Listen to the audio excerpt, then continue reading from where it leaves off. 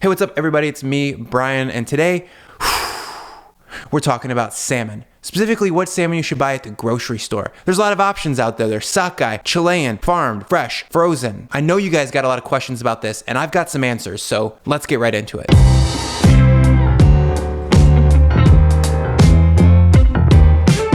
So we got a major problem. We go to the grocery store and we see $20 salmon and $7.99 salmon, and we have no idea what the differentiator is. Before we decide what salmon we need to purchase, we need to ask ourselves 3 quick questions. Number 1 is, what's your price range?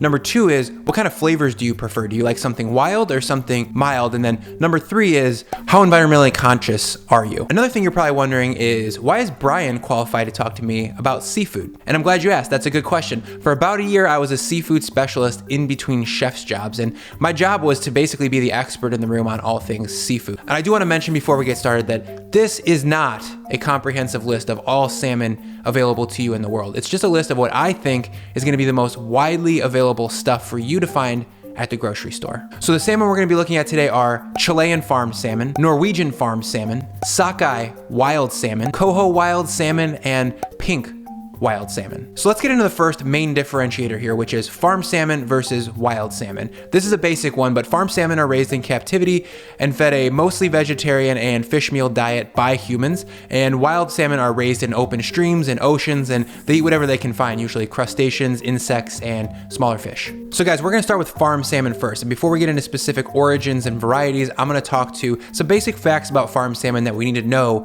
before we talk about it. Number 1 is that farm salmon is almost always cheaper than wild salmon. And this is just basically because of industry. The products that they feed the fish are cheaper. They get raised in a more systematized way. It's always going to be cheaper than paying a bunch of guys to go out on a boat, filling that boat with gas, and catching the fish in the open ocean. Number 2 is consistency. Since we're raising this in a confined environment with pretty specific variables that are being controlled, farm salmon is usually more consistent than wild salmon. Not a hard and fast rule, but you will see, especially in the nicer farm salmons, the fillets are extremely consistent in terms of quality, the way they're butchered, and size. The third thing I want to get into real quick here is that almost all farm salmon is Atlantic salmon, but not all Atlantic salmon is farmed in the Atlantic. Oh, what? It sounds confusing, I know, but Atlantic salmon is a species of salmon first and foremost. It can be raised in the Atlantic, but in the case of Chilean salmon, the species is Atlantic salmon, but it is farmed in the Pacific Ocean. And this will be a little bit more clear later when we talk about wild salmon and those species, but you do need to know, Atlantic salmon is really the main species of fish being farmed in the world. There's some exceptions, some outliers, but 99% of the fish that's being farmed in the world, salmon-wise, is Atlantic salmon. So the first salmon we're going to talk about, and probably the most widely available salmon, is Chilean Atlantic salmon. This is probably the cheapest and most widely consumed salmon on the consumer market. This is a good entry-level salmon, by the way, a great value and a good alternative protein for people looking to get away from total red meat domination in their diets. But this fish comes with some caveats. The first one being that it's usually pretty old when it gets to the United States. Chile is super far away, and it comes here on a ship, not a plane. So it usually takes about 7 to 10 days for it to arrive in the United States, meaning that what's in the grocery store has less shelf life. The other main downside of this fish, in my opinion, is the aquaculture. Out of all the salmon aquaculture that I'm aware of, this fish is the most crowded. It's fed the lowest quality feed, which is usually agricultural byproducts, and they're also pretty hard on the environment. A densely populated sea pen for fish is really not that different from an agricultural feedlot for cows or pigs. The waste from the salmon can really hurt the local ecosystem, and not to mention bad weather breaks these pens all the time, so farm salmon get released into the wild. These salmon breed with the wild salmon and it lowers biodiversity, but they also infect them with sea lice. Ugh. Yes, sea lice is a real thing, and here's some pictures, unfortunately. It's not good. I don't want to get into the details here, but sea lice is basically why a lot of aquaculture uses antibiotics or pesticides, and that is also a huge factor on environmental impact. A lot of food scientists are trying to figure out what to feed salmon, but in the end, it's probably going to be agricultural byproducts, stuff like wheat, soy, corn, and other plant-based proteins, and that usually leads to a lower quality of product. We see that in industrial beef and pork. The type of fat that's in those animals is not super great, really low in terms of omega-3, which is actually one of the main health benefits of salmon, and if you don't got it, then chicken breast of the sea? basically. So overall, not a bad option. This salmon does taste good and it's extremely budget friendly. But if you're a little cringy about some of that aquaculture stuff and you want something a little bit fresher, there's definitely some better options out there. And that brings me to our second farm salmon, which is Norwegian salmon. I'm gonna include Scottish salmon in with Norwegian here because for all intents and purposes, they're basically the same product. They eat a lot more Scottish salmon in Europe and it gets a few more dollars a pound. Both of these products are what I call North Atlantic farm salmon. Chilean would be Southern Atlantic. We are jumping up about $2 a pound in price here, but we're getting a significant increase in terms of quality of feed to the animals and the consistency of the product. And for the most part, the ecological impact is less intense. They're moving these salmon around a lot more often, and they're letting the areas where the salmon live rest for a while, meaning they're not in production all year round. These Northern Atlantic farm salmons are usually flown to the United States, so that gives us a little bit more shelf life and freshness in the store. Norwegian salmon is gonna be available to you in just about every iteration you could think of. A lot of grocery stores have fresh fillets in the case, frozen portions in the freezer, skinless, boneless, whatever you want. Scottish salmon, on the other hand, you're gonna see more often in restaurants, and again, it's pretty much the same as Norwegian salmon, but higher end chefs like to put Scottish salmon on the menu because, like I said, it markets really well. People think that it's special. And it is great salmon, including the Norwegian. They're both great. A little bit more fat than the Chilean, more clean fish flavor, and probably just a little bit more flavorful overall. A great option if you're going with farm salmon. And it's a great value. We're usually talking about $8 a pound, $10 a pound on the high end. That's really not that bad for a high quality protein, in my opinion. So here's a quick closing note on farm salmon. Chilean salmon and Norwegian salmon are both gonna have an additive in their food called astaxanthin. This is what makes farm salmon that super bright orange color. This is replicating what wild salmon have naturally in their diet, by the way. It's not poisonous, it is an additive though, and just know that the color of your salmon, the depth of the color, doesn't really denote quality. They just might be adding more to the feed. So that's farm salmon. I don't know about you guys, but I'm having a blast breaking this down. Let's keep moving. We're gonna talk about wild salmon. Took off my apron in between shots there. Hey bro, where's that apron at? Where's that signature blue apron, dude?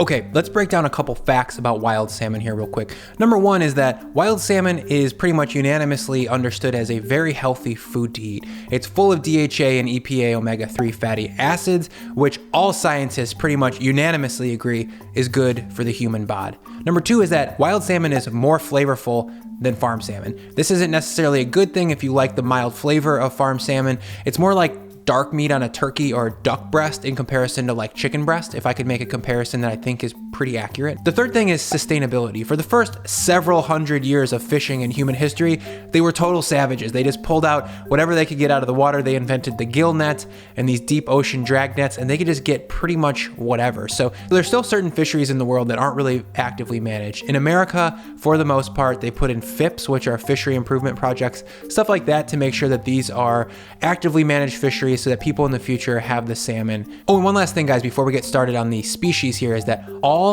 wild salmon is Pacific salmon. For the most part. There's still some wild Atlantic salmon out there, but what we're talking about here today is Pacific salmon. Everything else under that is gonna be a subspecies of Pacific salmon. So it's a little bit more clear. The wild salmon come from the Pacific Ocean, and they're a subspecies called Pacific salmon. Okay, so as far as grocery store options go, there's three main options. Number one is sockeye salmon. The first thing you're gonna notice right out of the gate is the super deep color. Sockeye salmon has less fat than Atlantic salmon, but it's super flavorful and full of omega-3s, like I mentioned earlier. If it's not cooked with attention, it can get a little bit dry, I'll be honest, but when it's cooked properly, it's one of the best fish on earth. It's at a moderate price too. It's usually about $12 to $16 a pound, and it's usually frozen or previously frozen and then thawed. Fresh sockeye salmon fillets are really only gonna be available in the summer in the United States, and I recommend trying to find something from Alaska because that fishery is managed pretty sustainably, and we can ensure that the population will be in good shape for a while. The second variety of wild salmon that I see in a lot of grocery stores is coho salmon. This is another variety of Pacific wild salmon, is also known as silver salmon. This has the second highest fat content of wild salmons, by the way.